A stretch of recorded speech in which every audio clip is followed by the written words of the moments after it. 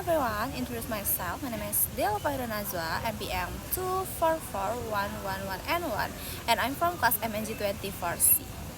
Jadi hari ini kita bakal ngomongin salah satu materi penting banget dalam dunia keuangan, yaitu piutang. Mungkin banyak dari kita sering dengar istilah ini, tapi masih ada yang bingung sebenarnya piutang itu apa sih? Kenapa hampir semua perusahaan punya piutang? Dan pengaruhnya ke kondisi keuangan perusahaan itu apa? Nah, kalau kita ngomongin piutang, sebenarnya ini adalah hak perusahaan untuk menerima uang dari pelanggan di masa depan. Artinya, perusahaan sudah memberikan barang atau layanan sekarang, tapi pembayarannya baru diterima nanti. Nah, biasanya muncul karena perusahaan melakukan penjualan secara kredit. Misalnya, sebuah toko elektronik menjual kulkas ke konsumen dan pembayarannya dijadwalkan 30 hari kemudian, atau perusahaan jasa yang menyelesaikan pekerjaannya sekarang dan baru dibayar setelah proyek selesai. Dari situlah piutang muncul. Piutang sendiri merupakan salah satu aset penting dalam laporan keuangan. Walaupun bentuknya masih utang pelanggan, tetapi tetap dianggap aset karena perusahaan memiliki hak untuk menagih utang tersebut. Tapi menariknya adalah meskipun piutang terlihat seperti sesuatu yang menguntungkan, kalau tidak dikelola dengan baik justru bisa bikin perusahaan kesulitan.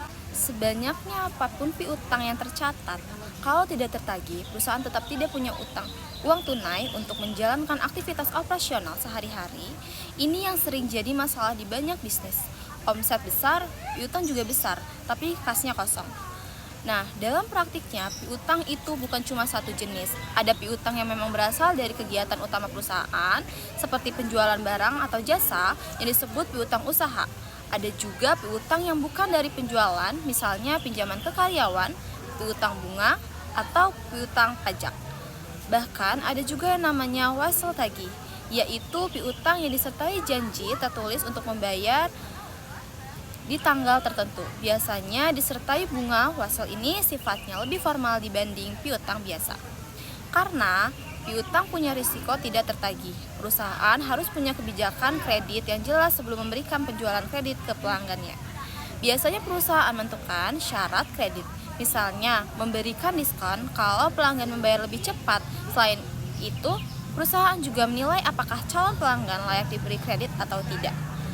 Hal ini bisa dilihat dari riwayat pembayaran mereka, kondisi keuangan, sampai batas maksimal kredit yang diberikannya. Tujuannya tentu supaya perusahaan tidak salah asal kasih kredit ke pelanggan yang sebenarnya tidak mampu membayar. Dalam pencatatan akuntansi, piutang diakui ketika penjualan kredit terjadi. Bahkan saat uang diterima, kalau perusahaan menjual barang secara kredit, maka langsung dicatat sebagai piutang. Baru ketika pelanggan membayar piutang tersebut berkurang dan berubah menjadi kas. Sistem pencatatan seperti ini bertujuan untuk menunjukkan posisi keuangan yang sebenarnya, bukan sekedar uang yang sudah diterima. Namun, seperti yang kita ketahui, tidak semua piutang bisa tertagih. Selain ada risiko pelanggan gagal bayar, untuk mengantisipasi hal ini, perusahaan biasanya membuat yang namanya penyisihan piutang tak tertagih. Penyisihan ini semacam cadangan kalau suatu saat ternyata ada piutang yang tidak bisa dipungut. Cara penentuannya bisa dengan menghitung persentase dari total penjualan atau menganalisis umur piutang.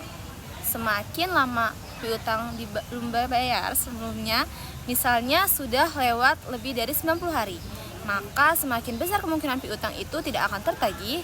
Dengan adanya penyisihan ini, perusahaan bisa menghitung laba secara lebih realistis. Lalu, bagaimana cara perusahaan supaya piutang bisa tertagih dengan baik? Ada beberapa strategi yang sering dilakukan, misalnya memberikan diskon untuk membayar lebih cepat, mengingatkan pelanggan sebelum jatuh tempo, memperketat analisis kredit, mengecek laporan umur panjang umur piutang secara rutin, sampai menggunakan sistem digital untuk tagihan dan penagihan. Semua langkah ini penting supaya piutang tidak numpuk dan arus kas tetap lancar. Jadi intinya piutang memang aset yang penting dalam perusahaan, tapi harus dikelola dengan hati-hati.